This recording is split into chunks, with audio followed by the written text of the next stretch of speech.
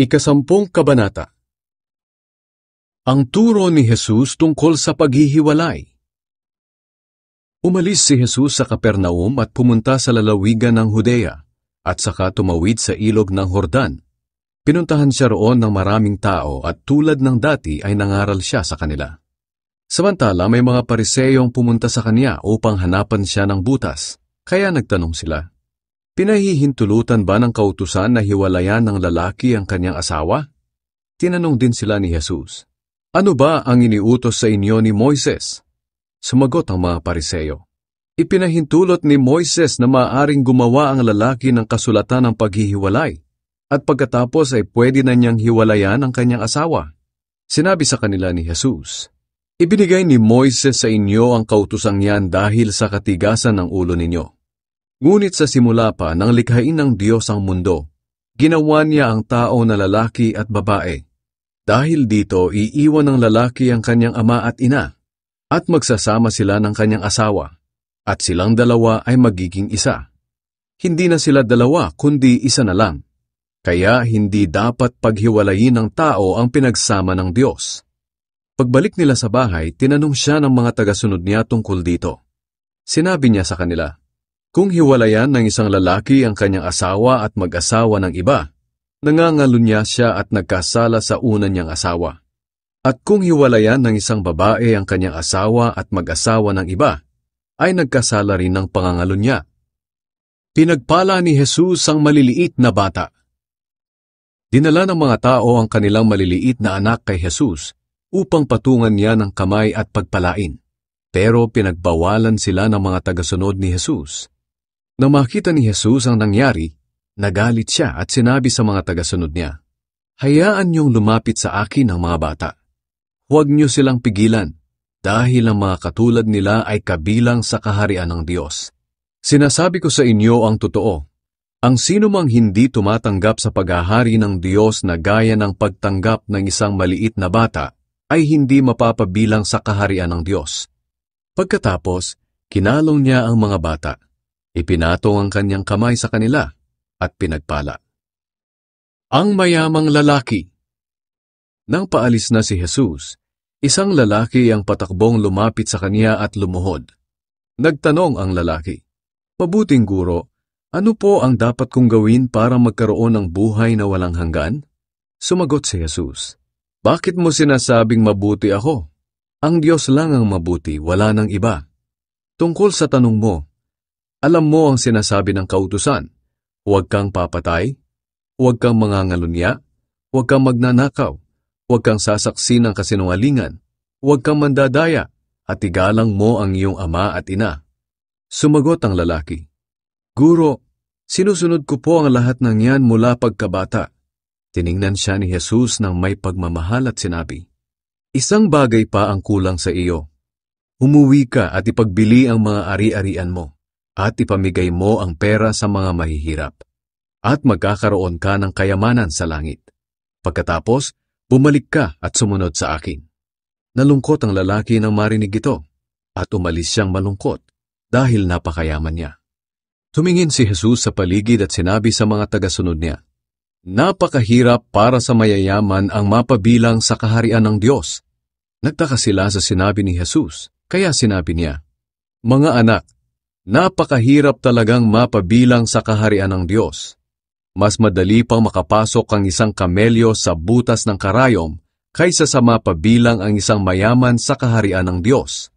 Lalong nagtaka ang mga tagasunod niya, kaya nagtanong sila, "Kung ganoon po, sino na lang ang maliligtas?" Tiningnan sila ni Jesus at sinabi, "Imposible ito sa tao pero hindi sa Diyos, dahil ang lahat ay posible sa Diyos." Sinabi sa kanya ni Pedro, "Paano naman po kami? Iniwan namin ang lahat upang sumunod sa inyo." Sumagot si Jesus, "Sinasabi ko sa inyo ang totoo. Ang lahat ng nag-iwan ng bahay, mga kapatid, mga magulang, mga anak, o mga lupa dahil sa akin at sa magandang balita, ay tatanggap sa panahong ito ng mas marami pa kaysa sa kanyang iniwan.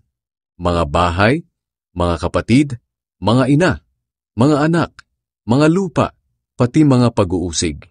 At tatanggap din siya ng buhay na walang hanggan sa darating na panahon. Maraming dakila ngayon na magiging hamak, at maraming hamak ngayon na magiging dakila. Ang ikatlong pagpapahayag ni Jesus tungkol sa kaniyang kamatayan. Habang naglalakad sila papuntang Jerusalem, nauna sa kanila si Jesus. Kinakabahan ang mga tagasunod niya at natatakot naman ang iba pang sumusunod sa kanila. Ibinukod ni Jesus ang 12 apostol at muli niyang sinabi kung ano ang mangyayari sa kanya.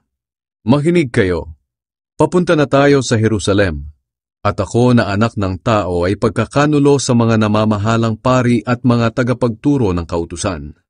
Hahatulan nila ako ng kamatayan at ibibigay sa mga hindi Hudyo.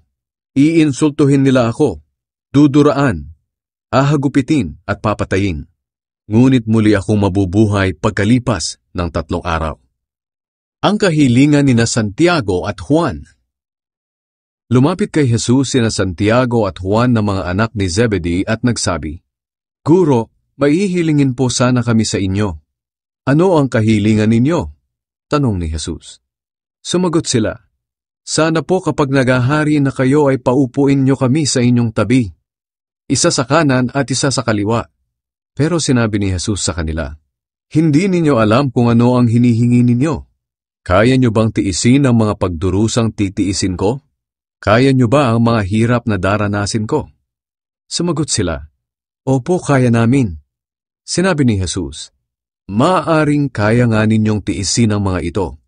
Ngunit hindi ako ang pumipili kung sino ang uupo sa kanan o kaliwa ko. Ang mga ito'y para lang sa mga pinaglaanan ng aking Ama. Nang malaman ng 10 tagasunod kung ano ang hiningi ni Santiago at Juan, nagalit sila sa kanila. Kaya tinawag silang lahat ni Jesus at sinabi, Alam nyo na ang mga itinuturing na pinuno ng mga bansa ay may kapangyarihan sa mga taong nasasakupan nila. At kahit ano ang gustuhin nila ay nasusunod. Pero hindi dapat ganyan ang umiral sa inyo. Sa halip, ang sino man sa inyo na gustong maging dakila ay dapat maging lingkod ninyo. At ang sino man sa inyo na gustong maging pinuno ay dapat maging alipin ng lahat. Sapagkat kahit ako na anak ng tao ay naparito sa mundo, hindi upang paglingkuran, kundi upang maglingkod at magbigay ng aking buhay para matubos ang maraming tao. Pinagaling ni Jesus ang bulag na si Bartimeus. Dumating sina Jesus sa Jericho, at nang paalis na siya roon kasama ang mga tagasunod niya at marami pang iba, nadaanan nila ang isang bulag na nakaupo sa tabi ng daan at namamalimos. Siya'y si Bartimeus, na anak ni Timeus. Nang marinig niyang dumadaan si Jesus na taga Nazaret, sumigaw siya, Jesus, anak ni David, maawa po kayo sa akin. Pinagsabihan siya ng marami na tumahimik, pero lalo pa niyang nilakasan ang pagsigaw. Anak ni David, maawa po kayo sa akin. Tumigil si Jesus at sinabi, Tawagin ninyo siya. Kaya tinawag nila si Bartimeus at sinabi, Lakasan mo ang loob mo. Tumayo ka dahil ipinapatawag ka ni Jesus. Itinapon ni Bartimeus ang balabal niya at dali-daling lumapit kay Jesus. Tinanong siya ni Jesus, Ano ang gusto mong gawin ko sa iyo? Sumagot ang bulag, Guro, gusto ko pong makakita. Sinabi ni Jesus sa kanya, Umuwi ka na. Pinagaling ka ng iyong pananampalataya. Nakakita siya agad at sumunod siya kay Jesus sa daan.